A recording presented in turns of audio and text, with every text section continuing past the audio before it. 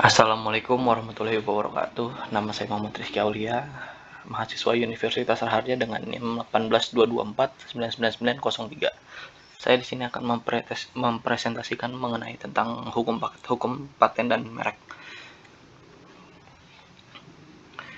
Yang pertama adalah hak kekayaan intelektual.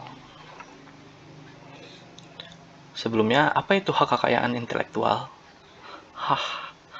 HKI atau Intellectual Property Right adalah kependekan dari hak kekayaan intelektual. Pada pokoknya, HKI merupakan hak untuk menikmati hasil kreativitas intelektual manusia secara ekonomi. Oleh karena itu, objek yang diatur dalam HKI adalah karya yang timbul atau lahir dari kemampuan intelektual manusia. HKI itu tergolong sebagai apa? HKI tergolong benda, yaitu benda bergerak tidak berwujud, atau intangible assets. Benda diartikan sebagai segala sesuatu yang dapat dijadikan oleh objek hak milik. Sebagai benda, sifat-sifat hak kebendaan melekat juga pada HKI. Salah satunya adalah dapat dialihkan kepada pihak lain. Mengapa HKI perlu dilindungi?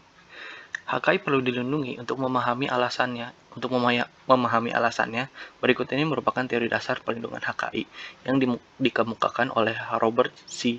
Sherwood, sebagaimana dikutip oleh Ranti Fauza Mayana dalam buku Perlindungan Desain Industri di Indonesia dalam Era Perdagangan Bebas. Menurut Sherwood, terdapat 5 teori dasar perlindungan HKI. Teori dasar perlindungan HKI yang pertama, reward theory. Reward theory memiliki makna yang sangat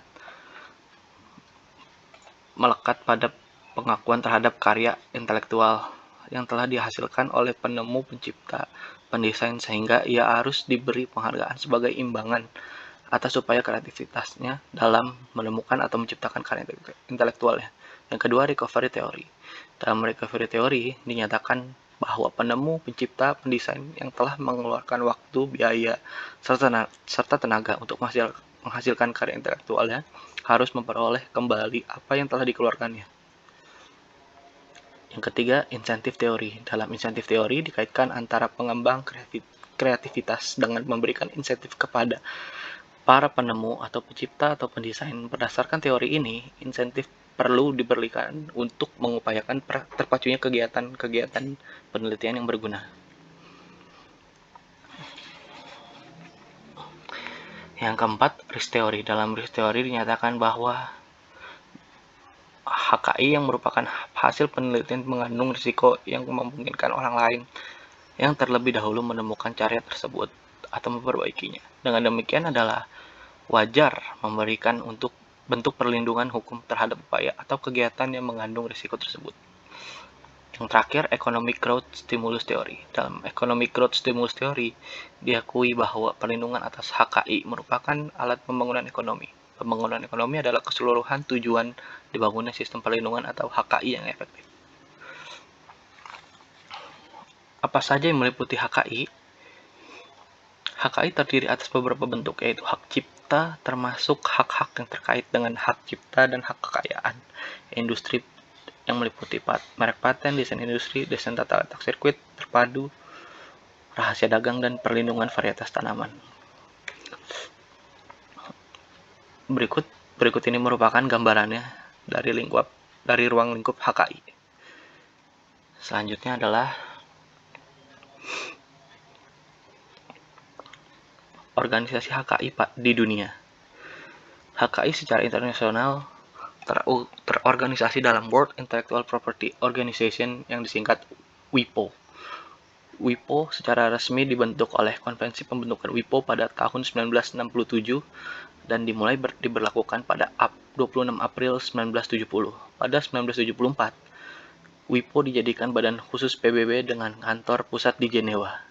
Saat ini, anggota WIPO berjumlah 182 negara. Indonesia adalah salah satu dengan diratifikasinya Paris Convention for the Protection of Industrial Property and Convention Establishing the World Intellectual Property Organization, atau dikenal dengan nama Konvensi Paris. Konvensi Paris tahun 1878 merupakan kelanjutan Konvensi Wina tahun 1873. Konvensi Paris dihadiri sekitar 500 peserta, termasuk wakil dari 11 negara, 48 wakil Kamar Dagang dan Industri, serta masyarakat industri yang teknik yang berdiam di Paris.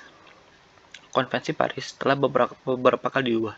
Perubahan terakhir adalah pada 1967 di Stockholm. Kemudian pada 1979 ada pun anggota Konvensi Paris berjumlah 163 negara, termasuk Indonesia meratifikasi Konvensi Paris pada 18 Desember 1979.